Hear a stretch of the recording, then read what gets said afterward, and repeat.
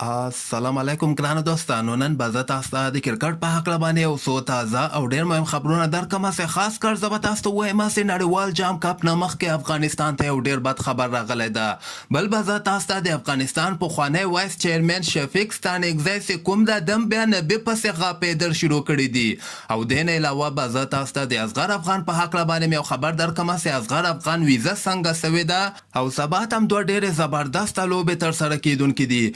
مهم معلومات در سره شریکوم. ویډیو تر اخره پورې وګورئ. په هر څه به تاسو پوهیږئ. نو راځم اول زه تاسو ته وایم چې نړیوال جام کپ نه مخکې افغانستان ته یو ډېر بد خبر راغلی ده چې د افغانستان تر ټولو اعتباري لوبغاړی یعنی نجیب زدران فارم نه وتلی ده.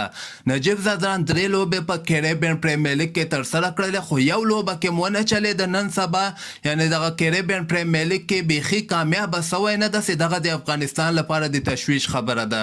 ځکه که تاسو وګورئ په نړیوال جام کپ کې د افغانستان نجیب زدران یو هغه لوبغاړو کې داسې یو خو سینیر لوبغاړی د بل ډېر زیات تمه نجیب زدران ښودل کېږي چې T20 ورلډ کپ کې د افغانستان لپاره ښه لوبه ترسره کړي.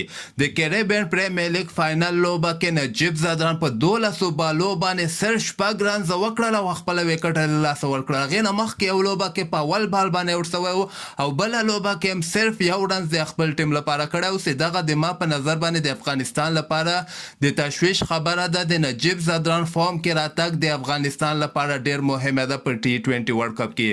او بل به زه تاسو ته وایم چې د افغانستان پخوانی وایس چیرمن شفیق ستانکزی نومیږي. که تاسو یې پیژنئ د بیا نبي پسې غاپېدل شروع کړي دي. شفیق ستانکزی یو پوسټ کړی ده چې په دغه کې نبي په نشانه باندې وهلی ده چې نبي چې کوم ده دغه خنکاک باندې هغه د یو کیمار ایپ د هغه نبي دغه کې نه ده لګولی، خو شفیق ستانکزی بیا ورته دغه خبرو لیکلی ده چې نبي ولې په شپږیزه کې د کیمارو ایپ په خپل خنکاک باندې لګي.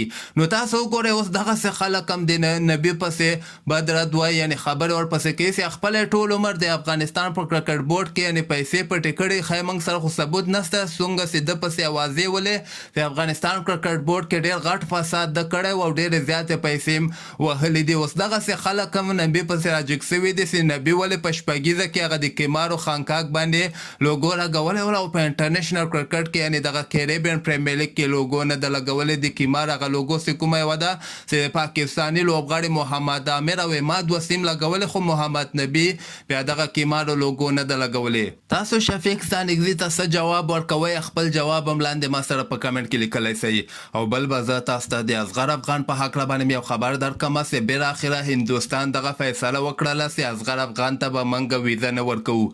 اصغر دغه تېره یوه نیمه میاشته په دوبۍ کې پروت د ویزې ته ماتله ده، خو هندوستان اخري فیصله وکړله چې اصغر افغان ته ویزه نه ورکوو ځکه د ده فامیل په پاکستان کې ده او ټول غړي د کورنۍ ټول غړي په پاکستان کې اوسېږي او د ده په پاسپورټ باندې هم د پاکستان ویزې لګېدلې دي، کوم په وجه باندې موږ نسو کولی چې ده ته د هندوستان ویزه ورکو او په لیجنډز T20 لیګ کې ولوبېږي. او دې نه علاوه به زه تاسو ته وایم چې سبا ته دوه ډېرې زبردسته لوبې ترسره کیدونکې دي.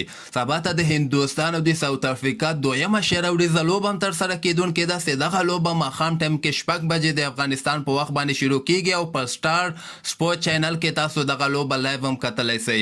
دغه بله لوبه چې د پاکستان او د انګلند ډېره مهمه لوبه په دغه سبا ته یعنې د یکشنبې په ورځ باندې 2 اکتوبر باندې ترسره کیدونکې ده.